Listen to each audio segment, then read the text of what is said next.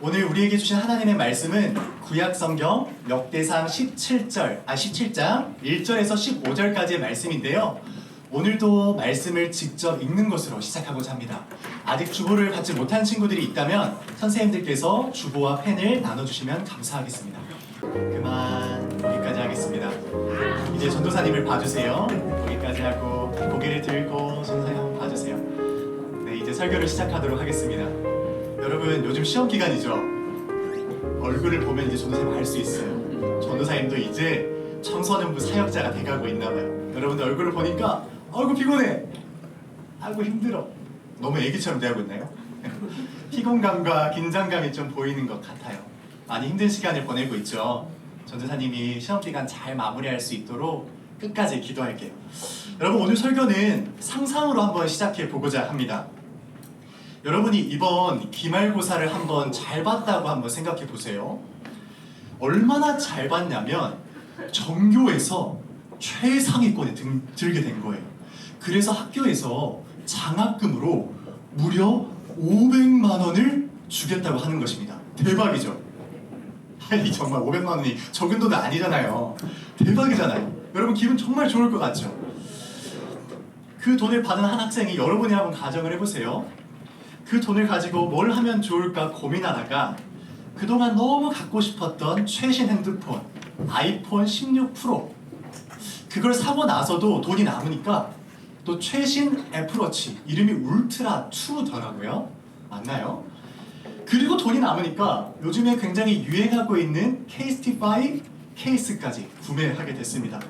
시험도 잘 봤고 장학금도 받았고 거기다 내가 갖고 싶었던 물건까지 샀으니까 기분이 정말 좋았겠죠. 그런데 어느 날 우연히 부모님의 핸드폰을 보게 됐는데 너무 낡고 오래된 것이에요. 좀 오버해서 말하면 여러분들이 태어나기 전에 샀던 핸드폰을 지금 20년이 넘도록 사용하고 있는 것입니다. 여러분, 지금 여러분은 장학금 받은 돈을 뭐 했죠? 아이폰 최신폰 사고 애플워치 사고 거기다 모자라서 KST5 케이스까지 샀잖아요. 근데 우리 부모님은 이런 내가 태어나기 전에 샀던 핸드폰을 쓰고 있다면 마음이 어떨 것 같아요? 와, 이거 빈티지하고 참 예쁘다, 이런 생각이 드나요? 고개를 끄덕이는 친구는 뭐죠? 아마 마음이 좀 불편하겠죠. 부모님께도 좋은 핸드폰을 사드리고 싶은 그런 마음이 생길 것입니다. 오늘 우리가 나눌 말씀 속에 다윗이 바로 그런 마음을 가지고 있었어요. 다윗은 자기는 멋진 왕궁 속에서 편하게 지내고 있는데 하나님을 상징하는 언약궤는 천막 안에 초라하게 있구나, 이런 마음을 가지게 된 것이에요. 그래서 마음이 불편해졌어요. 더 나아가서 그는 하나님을 위해서 무언가 해드리고 싶다는 마음을 갖기 시작해요. 이제 그 다윗의 이야기를 구체적으로 살펴보도록 하겠습니다. 다윗은 오랜 시간 블레셋과의 전쟁을 마무리하게 됩니다. 여러분, 생각해 보세요. 시험 한번 치는 것도 굉장히 힘들죠. 여러분들 좀 표정에서 드러나잖아요. 그런데 전쟁은 어떨까요? 전쟁을 한 번도 아니고 오랜 시간 동안 했는데 그 전쟁이 마쳐졌다면 여러분들 마음 가운데 큰 쉼이 있지 않을까요? 이제서야 마음을 좀 돌릴 수 있고 숨을 쉴 수 있지 않을까요? 다윗이 그런 상황이었어요. 그래서 다윗은 이 블레셋과의 전투를 마치고 나서 자신을 위한 왕궁을 짓게 돼요. 성경을 보면 그 왕궁에 대한 설명이 나와 있는데 이 왕궁은 레바논에서 가져온 고급 백향목을 가지고 만들었다고 해요. 그러니까 보기에도 멋지고 향도 아주 좋은 그런 왕궁을 만들게 된 것이에요. 참고로 여러분, 우리 수련의 장소도 나무로 만들어져 있더라고요. 그래서 향이 깊어요. 그렇다고요? 기대를 하라는 의미에서 이야기를 한 겁니다. 갑자기 민망해졌어요. 이제 전쟁도 끝났고 다윗의 입장에서 자신을 위한 왕궁도 지었으니 마음이 얼마나 기쁘고 편안했겠어요. 그렇죠? 그런데 어느 날 다윗은 언약궤를 보게 돼요. 나는 이렇게 편한 왕궁에서 쉬고 있는데 하나님의 임재를 상징하는 언약궤는 저렇게 초라하게 천막 안에 있구나, 뭐 이런 생각, 이런 마음을 가졌던 것입니다. 그래서 다윗은 결심해요. 어떤 결심을 하냐면 내가 하나님을 위한 집을 만들어야겠다, 하나님을 위한 성전을 건축해야겠다, 이런 결심을 하게 됩니다. 정말 좋은 마음이죠. 귀한 마음이라고 볼 수 있어요. 그런데 여러분, 여기에 문제가 있어요. 그 문제가 뭘까요? 하나님의 그 언약궤를 보면서 나만 좋은 곳에 살고 하나님의 언약궤는 저 천막 초라한 곳에 있는데 내가 좋은 건물을 지어드려야겠다 이런 마음을 가졌는데 여기에 문제가 있다고요. 어떤 문제가 있었을까요? 안 되겠다. 맞추면 전도사님이 공차 쿠폰을 주겠습니다. 손 한번 제일 먼저.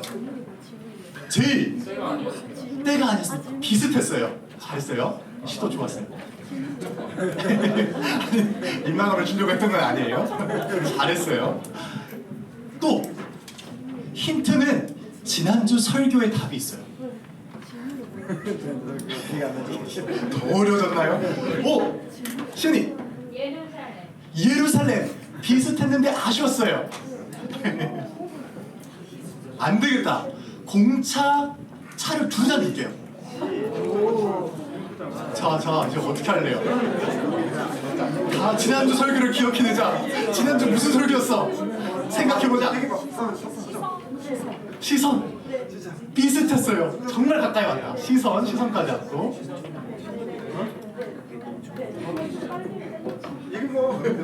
자, 10초는 대답 못하면 땡이에요.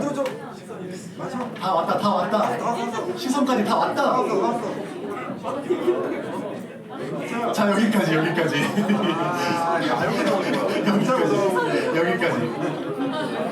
지난주 설교가 도무지 기억이 안 나죠? 이럴 수가. 자, 거기까지. 자, 이제 전도사님을 주목해 보세요. 전도사님 보세요. 여러분들 아쉽게 못 맞췄습니다. 땡! 전도사님의 전문 용어로 개꿀띠. 자, 여러분 지난주 설교 한번 기억해 봅시다. 다윗이 언약궤를 예루살렘으로 옮기려고 했을 때 그는 좋은 마음으로 시작했죠. 하나님의 언약궤가 시골 마을에 방치되어 있는 것을 보면서 그것도 20년 넘게 이 언약궤를 예루살렘 중심에 모셔야겠다는 그런 좋은 마음을 품게 됐어요. 그런데 여러분 여기에 한 가지 문제가 있었어요. 그 언약궤를 옮기는 과정에 문제가 있었었는데 그것은 하나님의 말씀대로 하지 않았다는 거예요. 하나님이 이 언약궤를 옮기는 과정에서 어떻게 옮기기를 원하시는지 하나님께 여쭙지 않고 옮겼다는 것이 있었다는 거예요. 그러니까 그는 가성비 좋다고 판단되는 새 수레를 이용해서 언약궤를 옮기다가 우사가 주는 비극적인 일을 맞이하게 돼요. 조금 지난주 설교 기억나나요? 네. 다윗도 우사도 하나님을 향한 좋은 마음이 있었죠. 다윗은 언약궤를 예루살렘으로 모시려고 했던 좋은 마음이 있었고 우사는 그 언약궤가 떨어지는 것을 막기 위해서 붙잡는 좋은 마음이 있었어요. 하지만 그 마음 가운데 하나님의 말씀이 어떤 마음이 있는지 물어보지도 않고 그 말씀대로 하지도 않았다는 큰 문제가 있었던 거예요. 그래서 그 좋은 의도가 오히려 안타까운 결과로 이어졌던 것이에요. 근데 오늘 본문을 보세요. 다윗이 지금 비슷한 실수를 반복하고 있어요. 하나님을 향해 좋은 마음을 가지고 있죠. 좋은 마음 가지고 있잖아요. 하지만 그는 하나님께 묻지 않고 하나님의 말씀의 방식대로 나아가고 있지 않아요. 이전에 우사가 죽는 일을 다윗이 경험했다면 이번에는 하나님의 말씀이 무엇일까 고민해보고 하나님이 기뻐하시는 방향이 무엇일지 진지하게 생각을 했었어야 돼요. 하지만 그는 그렇게 하지 못했습니다. 그래서 하나님은 그날 밤 나단 선지자를 통해서 말씀을 허락하세요. 우리 한번 그 말씀을 읽어볼까요? 4절에서 6절까지의 말씀인데요. 우리 조금 길지만 다 함께 읽어보도록 하겠습니다. 시작! 너는 내종 다윗에게 가서 전하여라. 나 주가 나간다. 내가 새 집을 네가 지어서는 안 된다. 내가 이스라엘을 이끌어낸 날로부터 오늘까지 나는 어떤 집에서도 살지 아니하고 이 장막에서 저 장막으로 이 성막에서 저 성막으로 옮겨 다니며 지냈다. 내가 온 이스라엘과 함께 옮겨 다닌 모든 곳에서 내가 내 백성을 돌보라고 명한 이스라엘의 어떤 사사에게 나에게 백향목집을 지어주지 않은 것을 두고 말한 적이 있느냐. 말씀을 보세요. 하나님은 지금 다윗을 책망하려고 이 말씀을 하신 게 아니에요.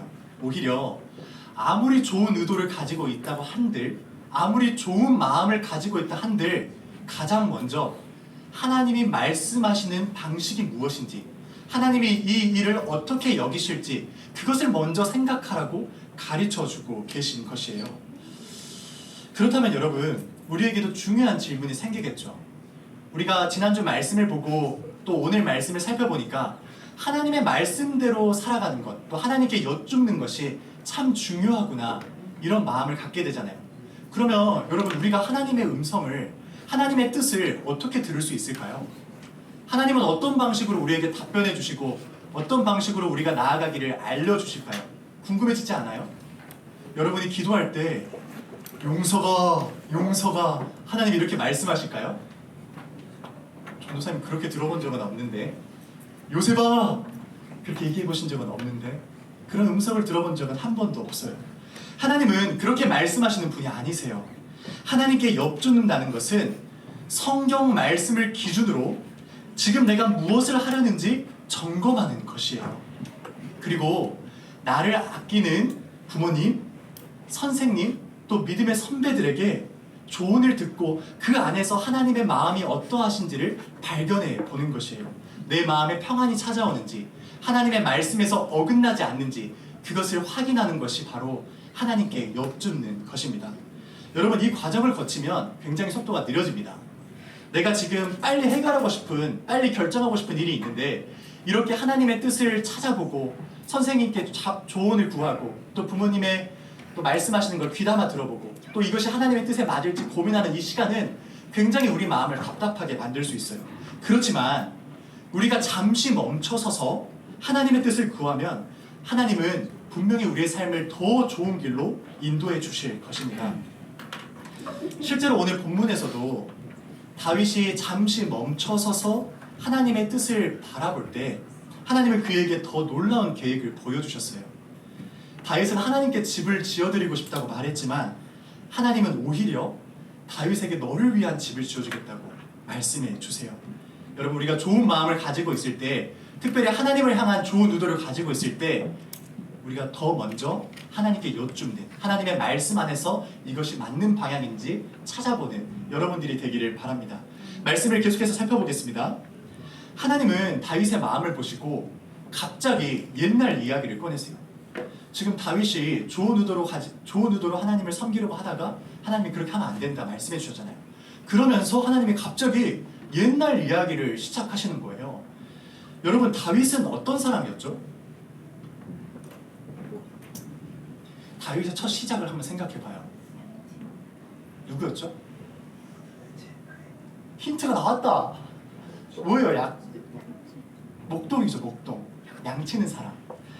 다윗은 원래 양떼를 돌보던 목동이었습니다. 여러분, 그 당시 목동은 사람들 사이에서 천한 직업으로 여겨졌어요. 광야나 들판에서 육체 노동을 해야 했었고 힘든 일을 함에도 불구하고 사람들의 인정을 받지 못하는 그런 직업이었습니다. 생각해보세요. 이 가축들이 다윗님, 오늘은 쉬는 날이니까, 휴일이니까 제가 하루 밥 먹지 않을게요. 물 안 마셔도 돼요. 음식 안 먹어도 돼요. 이렇게 얘기했을까요? 아니죠. 1년 365일 이 가축들을 돌보아야 되지 않았겠어요? 하루도 빠짐없이 건강 상태는 이상이 없는지, 배고파하진 않는지, 또 어떤 특별한 문제는 없는지 살피고 돌보는 게 바로 목동의 일이었을 거예요. 다시 말하면 여러분들처럼 학교에서 공부를 하기도 어려웠을 것이고 심지어는 주일날 예배드리기도 어려운 직업이 바로 이 목동이라는 직업이었을 거예요. 이스라엘 백성으로서 굉장히 소외감이 들었을 것입니다. 그런데 하나님께서는 이렇게 낮고 낮은 사람이었던 다윗을 선택하셨고 지금 누가 됐죠? 이스라엘의 왕이 됐어요.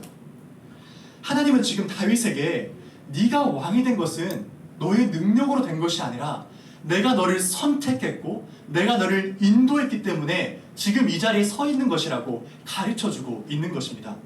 우리 다윗에 대해서 하나만 더 생각해 볼까요? 다윗 하면 떠오르는 사건이 하나 있죠. 그게 뭐죠? 다윗과 골리앗 사건. 다윗과 골리앗 사건을 생각해 보면 이 다윗은 어린 나이에 물맷돌 하나로 거대한 골리앗을 쓰러뜨린 이력이 있었습니다. 그러니까 대단한 사람이었죠. 그뿐인가요? 우리가 역대상 말씀을 큐티를 했다면 알 텐데 지금 블레셋 전투에서 엄청난 승리를 거둬내요. 블레셋과의 전투가 끝났다고 하잖아요. 그 기나긴 전쟁을 끝낸 사람이 바로 다윗이거든요. 그러니까 이 사람은 실제로 매우 총명하고 용기 있는 사람입니다. 여러분, 전쟁하니까 잘 와닿지 않을 수 있는데 우리 중학교 1학년 친구들한테 전도사님 좀 자랑을 잠깐 해야겠는데, 전도사님은 굉장히 매소하고 유하죠. 정말 이것도 인정 안 하면 뭐예요? 아무것도 아니에요? 근데 전도사님이 이 자리에 있기 전에는 원래 군인이었어요. 몰랐죠? 전도사님 하루는 전도사님이 겨누했던 곳은 북한군이 보이는 곳이었는데, 북한군이 왔다 갔다 하는 것도 보이고 전도사님을 향해서 총을 겨누는 것도 보이는 그런 곳이었어요. 전문용어로 GOP였는데, 그곳에서 하루는 새벽 시간에 지뢰가 터진 거예요. 펑! 깜짝 놀랐죠. 전도사님이 있는 그 부대가 흔들린 거예요. 그리고 비상에 걸렸어요. 막 대대장이 나와가지고 전도사님 이름 부르면서, 원래 욕을 자주 하거든요, 군대에서는. 야, 이 아름다운 자녀들아 하면서, 무슨 자녀들? 동물의 자녀들, 정신 똑바로 차리라고, 빨리 앉으라고, 안 요새 니 뭐하냐고 정신 똑바로 차리라고 하는데 정신이 똑바로 차려지지가 않아요. 얼마나 무서운지 나중에 전도사님이 알게 된 사실이 있는데, 전도사님이 오줌을 찔끔 했더라고요. 그만큼 여러분, 전쟁은 무서워요. 물론 그날 확인해 보니까 북한군이 장난친 거였는데 굉장히 무섭고 용기가 없으면 그 상황을 대처하기가 어렵습니다. 또 하나는 뭐냐면, 그렇게 이성을 잡기 어려운 순간 가운데 용기 있을 뿐 아니라 굉장히 총명하고 지혜롭게 상황 판단을 해야 돼요. 잘못된 선택 하나가 내 아군을 다 죽게 만들거든요. 그런데 지금 다윗을 보세요. 골리앗 때려잡고 블레셋 전투에서도 승리를 거둬냈다고요. 결정적인 승리를 거둬낸 사람이에요. 얼마나 총명 있고 용기 있는 사람이었겠어요. 그러나 하나님은 다윗에게 말씀하시는 거예요. 네가 승리한 것 같이, 네 능력을 한 것 같이, 그러나 너 기억해야 된다. 너의 그 모든 승리는, 너의 그 모든 업적은 사실 내가 도와줬기에 가능했던 것이다. 하나님이 그 말씀하고 계신 것입니다. 다윗은 미처 생각하지 못했지만 하나님은 다윗의 모든 순간 가운데 함께 하시며 그가 승리할 수 있도록 도와주셨던 분이셨던 거예요. 아멘이십니까? 하나님께서는 다윗이 승리할 때마다 도움의 손길을 허락하셨던 것이에요. 그가 목동의 시간을 보냈을 때에도, 잘나가는 왕의 시간을 보낼 때에도, 좌절하며 낙담할 때에도, 성공하면서 잘난 척 뿜뿜할 때에도 하나님은 언제나 그와 함께 계셨던 것입니다. 하나님은 바로 이 옛날 이야기를 통해서 다윗과 함께 하셨던 분이심을, 내가 언제나 너와 함께 했던 분이었음을 하나님은 드러내고 계셨던 것이에요. 그리고 이제 미래에 대한 약속을 허락하세요. 과거에 대한 이야기를 쭉 하신 후에 미래에 대한 약속을 허락하시는데, 그 약속이 궁금하죠? 궁금하잖아요. 안 궁금해도 알려줄 거예요. 8절에서 11절까지인데요. 우리 긴 말씀이긴 하지만 함께 읽어보도록 하겠습니다. 시작! 나는 이스라엘의 이름을 이 세상에서 위대한 사람들의 이름과 같이 빛나게 해주겠다. 이제 내가 한 곳을 정하여 거기에 내 백성 이스라엘을 심어 그들이 자기의 땅에서 자리 잡고 살면서 다시는 옮겨 다닐 필요가 없도록 하고, 이전과 같이 약한 사람들에게 억압을 받는 일도 없도록 하겠다.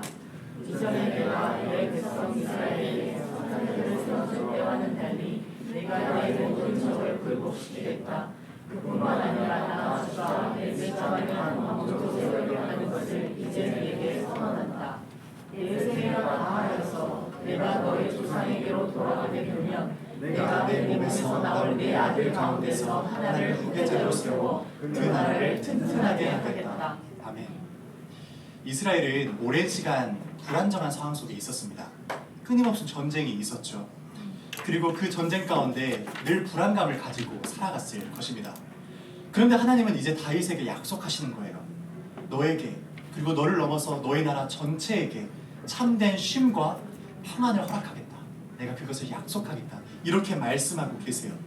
여러분, 이 말씀을 읽을 때 내가, 나 주가, 이런 표현이 계속 반복됐죠.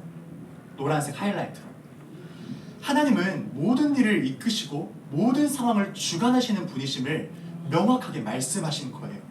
너의 모든 삶, 너의 나라 모든 상황 가운데 내가 이끌고 내가 주관하겠다. 주께서 주 되심을 드러내고 계신 것이에요. 다윗의 인생에서만 그럴까요? 다윗의 나라에서만 그럴까요? 아니에요. 우리의 인생에서도 그리고 우리나라에서도 그렇게 역사하실 주님이십니다. 우리는 종종 내가 열심히 해서 내가 열심히 노력해서 삑사리가 살짝 났어요. 열심히 노력해서 그래서 성취하고 걷어냈다고 생각해요. 하지만 여러분 뒤돌아 생각해보면 진지하게 그 나의 모든 걸음들을 돌아보면 그 모든 순간을 이끄시고 기회를 주셨던 분은 바로 하나님이세요. 부모님을 통해 좋은 친구들을 통해 그리고 때로는 내가 그 어려운 상황을 이겨낼 수 있는 지혜와 힘을 주심으로써 우리의 인생을 인도해 주셨던 분이 바로 하나님이시라고요. 여러분 우리가 이 사실을 기억하고 인정할 때 얻게 되는 유익이 두 가지가 있어요. 하나는 겸손함이에요. 아, 내 삶에 일어났던 모든 것들이 다 하나님이 도와주셨던 것이구나. 내가 미처 알지 못했던 그 상황 속에서도 하나님의 도움의 손길이 있었구나. 이렇게 고백하는 것은 주님이 허락하신 겸손한 마음이에요. 주님이 기뻐하시는 마음이죠. 또 하나는 용기입니다. 지금까지도 내 삶을 도우셨던 분이 하나님이심을 인정하게 되잖아요. 진정으로 고백하게 되잖아요. 그러면 앞으로도 내 삶을 하나님께서 책임져 주시고 돌보실 것을 확신하게 돼요. 그 확신 속에서 여러분 담대함이 나오게 됩니다. 여러분 가운데 겸손과 용기가 없다면 지난 일들을 돌이켜보면서 하나님이 나와 함께 하셨음을 꼭 기억해 보기를 바랍니다. 이제 한 가지만 더 살펴보고 말씀을 마무리할게요. 하나님은 이처럼 다윗에게 과거의 이야기를 하시고 또 새로운 약속을 허락해 주셨습니다. 그 약속은 네가 내 집을 지어주는 것이 아니라 내가 너의 집을 지어주겠다. 영원한 나라를 만들어주겠다. 이렇게 약속하십니다. 그래서 다윗의 후손들이 계속해서 왕이 되고 그 나라가 견고하게 세워져 갈 수 있도록 인도해 주세요. 그리고 그 약속은 그 끝에서 예수님을 통해서 이루어집니다. 하나님은 이처럼 자신이 약속하신 것을 반드시 이루시고 또 우리에게 허락하신 모든 상황 가운데 돌보시고 인도하시는 분이세요. 여러분 오늘 본문을 보면 다윗이 하나님을 먼저 사랑하는 것처럼 보여요. 왜 우리 처음 말씀 시작할 때 내가 500만 원을 타서 부모님께 핸드폰을 사드려야 되지? 사드려야겠다 이런 마음을 갖게 됐잖아요. 그것처럼 다윗도 내가 좋은 곳을 먼저 누리고 하나님도 좀 뭔가 부족해 보인다 하면서 하나님을 먼저 사랑하는 것처럼 보인단 말이에요. 그런데 그게 아니에요. 하나님은 다윗이 태어나기 전부터 다윗의 이름을 알고 계셨고 다윗의 삶을 인도하셨고 그리고 지금 이 순간 가운데 네가 나한테 주려고 하는 그 사랑보다 더 큰 사랑, 더 큰 계획으로 너를 인도하겠다고 약속하고 계세요. 주님은 이처럼 우리의 생각보다 우리가 예상했던 것보다 더 크게, 더 넓게, 더 깊게 우리를 사랑하시고 좋은 길로 인도하시는 분이십니다. 이제 말씀을 정리할게요. 이 자리에 있는 친구들 중에서 마음이 어려운 친구들이 있을지 모르겠어요. 현실의 어려움 가운데 또 미래의 불안함 때문에 마음이 흔들리고 또 우울한 친구들이 있을지 모르겠습니다. 여러분 그때마다 기억하기를 바라요. 지난 내 삶 가운데 하나님이 나에게 보여주셨던 놀라운 은혜들을 기억해 보길 바라고 또 하나님이 내 인생을 앞으로도 선하게 인도해 주실 것을 믿음으로 신뢰할 수 있기를 바랍니다. 그때에 하나님이 주시는 겸손함과 용기가 여러분들 마음 가운데 가득 임하게 될 것입니다. 바라기는 이 자리에 있는 모든 친구들이 바로 그러한 마음으로 주님 앞에 나아가는 한 주가 되시기를 주님의 이름으로 축복합니다.